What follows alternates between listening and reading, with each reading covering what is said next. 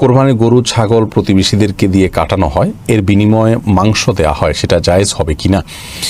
কোরবানির পশু যারা বানান কাটেন তাদেরকে কোরবানির গোশত অথবা হাড্ডি চামড়া বা কোরবানির পশুর কোনো কিছু দেওয়া সম্পূর্ণ নাজায়েজ। যদি দেন তাহলে সেই ক্ষেত্রে আপনার কোরবানি বিশুদ্ধ হবে না। তাদেরকে আপনি গরিব হিসাবে যদি দিতে চান তাহলে তারা যদি আপনার এই কাজটা না করতো তাহলে যে পরিমাণ দিতেন ঠিক সে পরিমাণ তাদেরকে আপনি দিতে পারেন, যদি প্রতিবেশীরা আপনার এই কাজ করে থাকে। ধরুন আপনার প্রতিবেশী আপনার কোরবানি অন্য কষাই দিয়ে যদি আপনি বানাতেন, তারপরেও তাদেরকে হয়তো যে পরিমাণ গোশত দিতেন এখনও সে পরিমাণ দিচ্ছেন, এটি জায়েজ আছে। এর বাইরে তারা কষ্ট করে গোশত কেটেছে সেজন্য আপনি তাদেরকে গোশত দিলেন, এটা জায়েজ নয়। কারণ হাদিসে প্রথমত সুস্পষ্টভাবে নিষেধ রয়েছে, দ্বিতীয়ত কোরবানির পশু জবাই করার মাধ্যমে এটি আল্লাহর উদ্দেশ্যে আপনি উৎসর্গ করলেন, কোরবানি করলেন।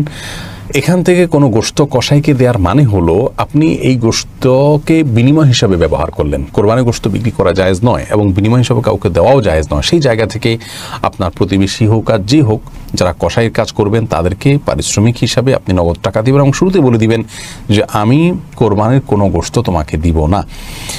এটি তাকে নিশ্চিতভাবে জানিয়ে তারপর তাকে চুক্তিতে নেবেন। তাতে যদি তিনি সম্মত হয় আসবেন আলহামদুলিল্লাহ, না হলে নাই। আপনি যদি তাদেরকে গোশত দেওয়ার বিষয়টি খোলাসা না করেন, বেশিরভাগ ক্ষেত্রে দেখা যায় যে কসাইরা অল্প টাকাতেও রাজি হয়ে যান, কারণ তিনি জানেন যে 5 কেজি গোশত পেলে তার 2,5-3 হাজার টাকা হয়ে যাবে, অতএব বিশাল একটা লাভের ব্যাপার সেখানে থেকে যায়। তো পারিশ্রমিক হিসাবে এটা ব্যবহার হয়ে যাচ্ছে, সেজন্য কসাইকে কোরবানির গোশত দেওয়া জায়েজ নয়। ফরিদ হোসেন আপনি লিখেছেন, কসাইকে কোরবানির মাংস থেকে পারিশ্রমিক দেওয়ার রেওয়াজ আছে, আবার অনেক জায়গায় চামড়া বিক্রির টাকা থেকে জবাই করা হুজুরের পারিশ্রমিক দেওয়া হয়। এই কাজগুলো কতটুকু শরীয়ত সম্মত? খুবই গর্হিত এবং হাদিসের সম্পূর্ণ বরখেলাফ কাজ।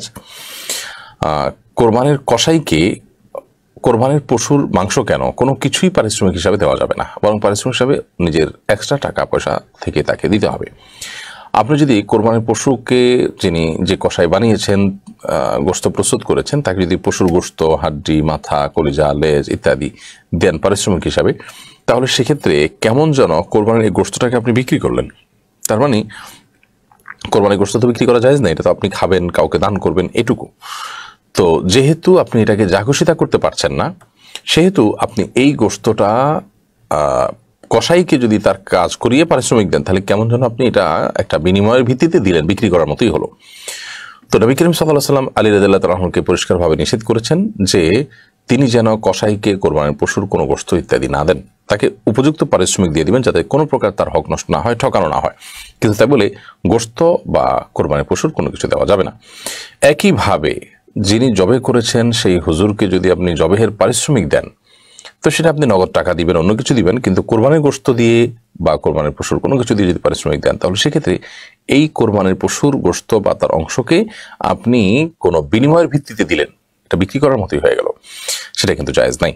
এবং এই বিষয়টি আমরা না জানার কারণে অনেকে ভুল করে বসে থাকি। অনেকে কসাইকে সামান্য পয়সায় নেই, কসাইও জানে যে টাকা কম দিলে কি হবে, গোশত একটু বাড়িয়ে দিবে এবং বলেও থাকে যে গোশত একটু বাড়িয়ে দিবেন, তাহলে সেক্ষেত্রে তার গড়ে পোষায় যায়। তো এভাবে আসলে চুক্তি করা জায়েজ নাই। সাপ তাকে বলে দিতে হবে, তুমি গরিব হলে অন্য 10 জন গরিবের মতো তোমাকে আমি দিতে পারি, সেটা আমার ব্যাপার, কিন্তু পারিশ্রমিক তুমি যেটা নেবে সেটা অত্যন্ত ক্লিয়ার, এরকমটি করা উচিত।